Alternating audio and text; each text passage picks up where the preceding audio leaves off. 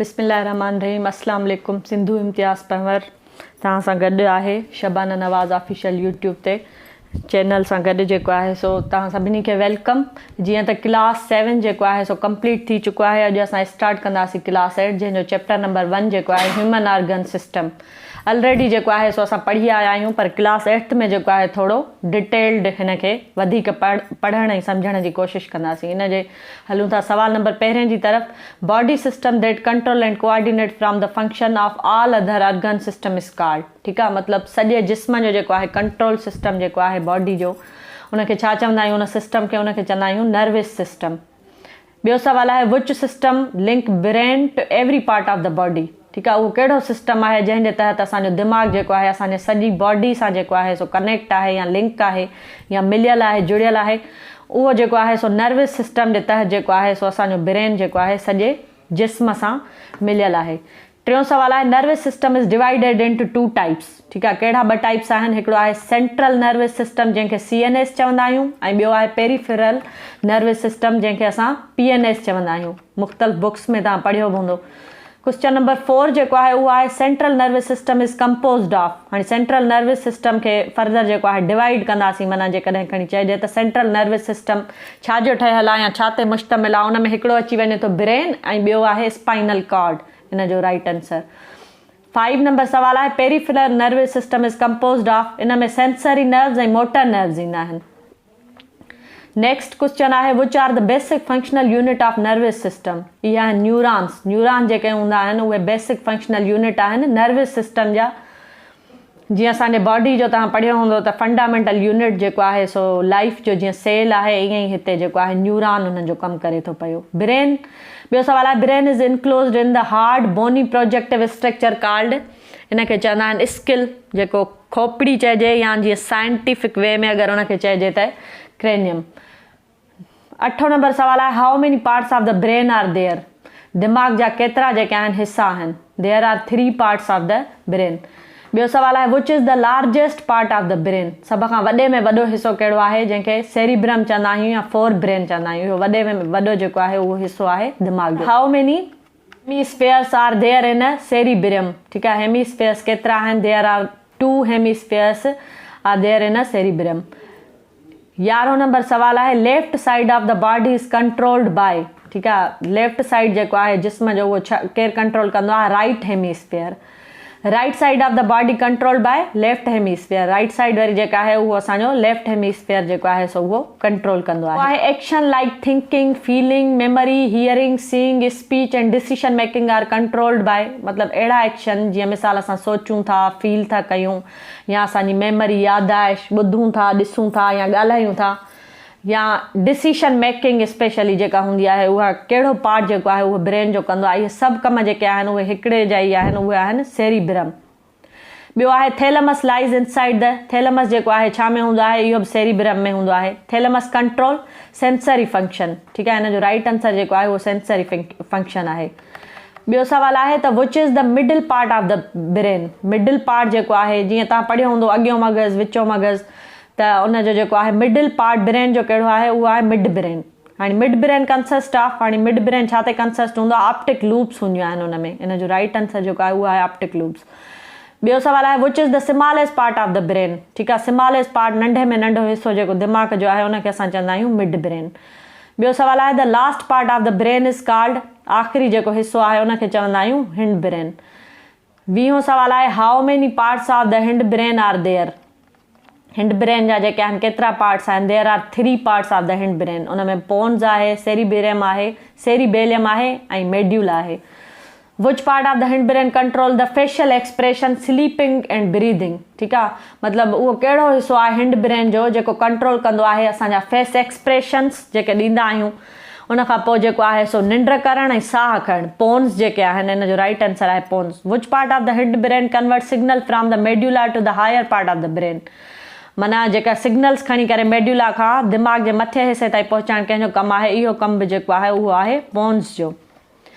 23 सवाल आहे त which part of hind brain is responsible for coordinating voluntarily movement. Voluntarily movement जेका आहे उहा केरु रिस्पॉन्सिबल आहे या केरु कंट्रोल कंदो आहे?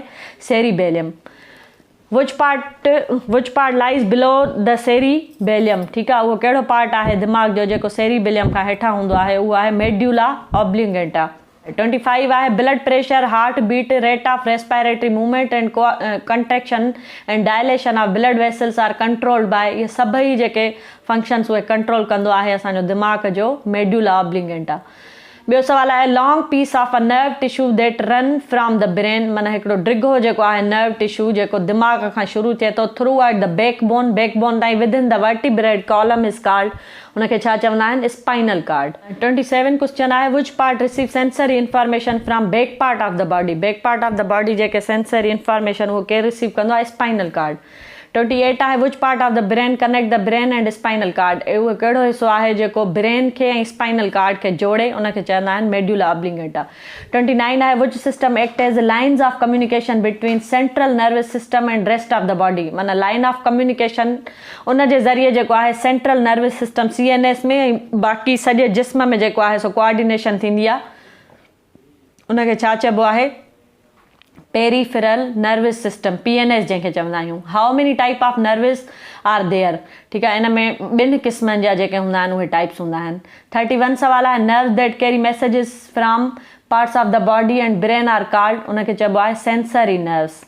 32 जेको आहे सवाल नंबर उन जी तरफ़ हलूं था, उहो आहे nerves that carry messages from brain to the other part of the body are called, ठीकु आहे, माना अहिड़ा मैसेजेस या अहिड़ा पैगाम जेके दिमाग़ खां जिस्म जे ॿियनि हिसनि ताईं पहुचंदा आहिनि, उनखे केरु सरंजाम ॾींदो आहे, उहो आहे मोटर नर्वस।